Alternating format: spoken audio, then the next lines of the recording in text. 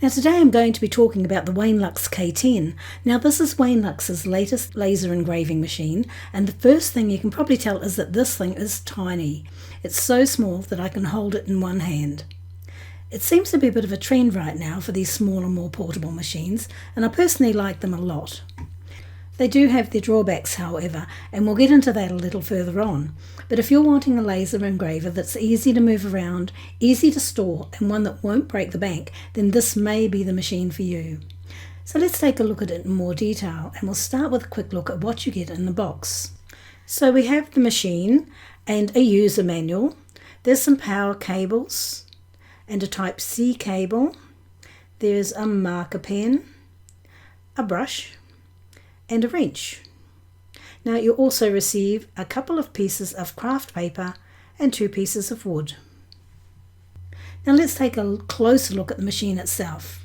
On the top we have an on-off button, an offline button, which, as the name suggests, allows you to engrave offline, and I'll talk more on that later.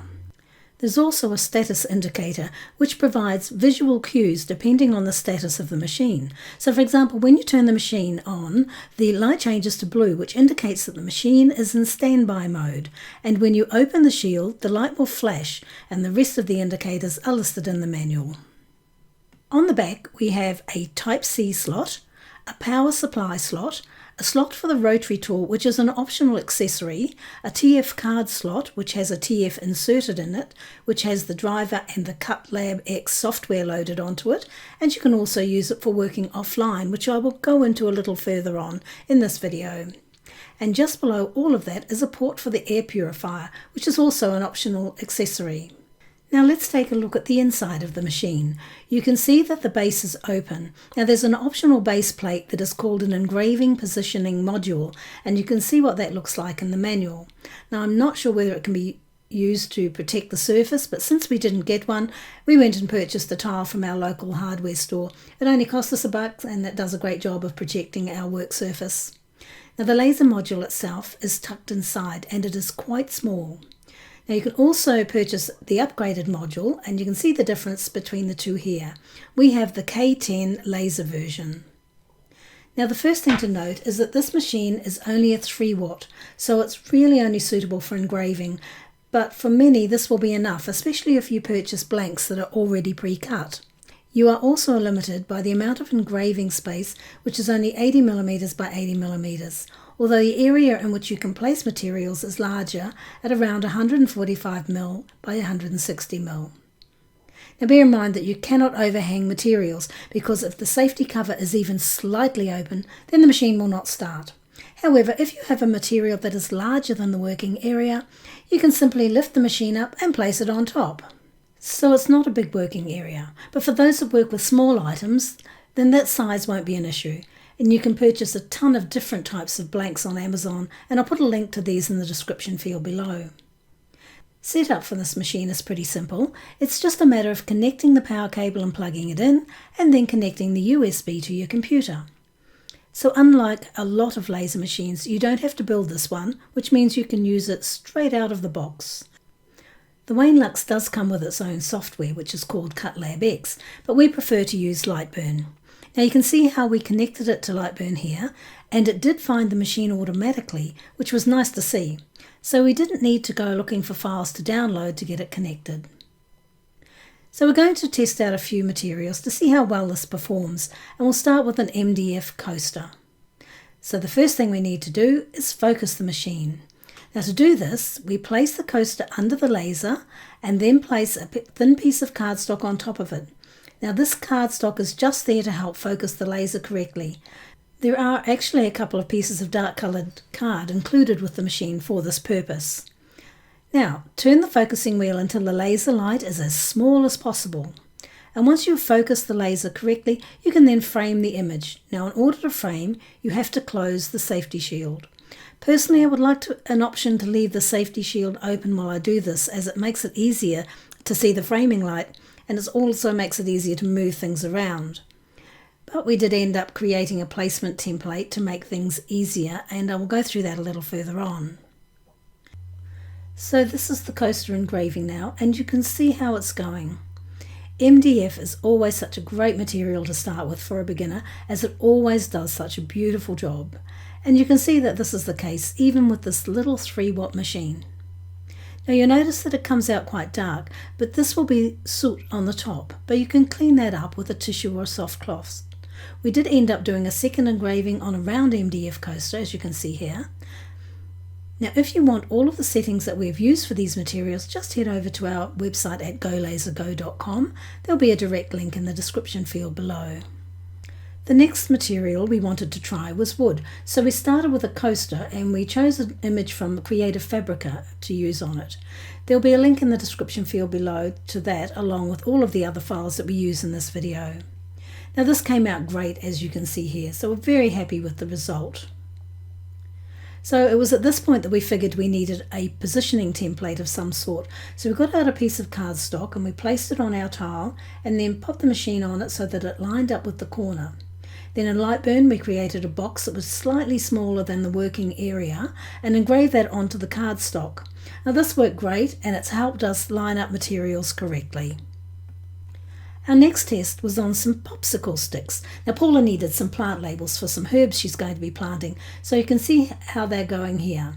The sticks were too long to run horizontally, so we turned them vertically instead, and this worked out great. I think we could have reduced the settings a little on these, but they're only going into the garden, so they will be fine. We also tested some wood tags, and these came out great, although I think the settings were a little too intense and could have been reduced a little. Cardstock is something we use a lot for making cards and in our journals, so we wanted to see how well this machine performed. Now we tried cutting a butterfly design and this worked out nicely. It created a nice clean cut, as you can see here. We also engraved some cardstock as well. Now when doing this, choose darker colours. The lighter colours don't really come out very well, but it will depend on the brand of the cardstock used. This came out great, but like the MDF, it does leave a lot of soot on the top, so we just used a tissue and dabbed it on top a few times to remove it. Next we tried to engrave on an aluminium plate. This did okay, but it took around 1.5 hours to complete. Personally, I wouldn't want to sit around waiting for that, but it would be okay on, say, a smaller dog tag. Now we thought we might try some slate next, and we have inconsistent results with this for some reason, as you can see here, but then it seemed to all come together and work perfectly. We used the same butterfly SVG that we used for the cardstock, but this time we engraved it, and you can see how nicely this is engraving. Now this was our last piece of slate that we had before the next batch arrives, so you can see those little squares everywhere as we were testing different settings. But overall though, this came out great.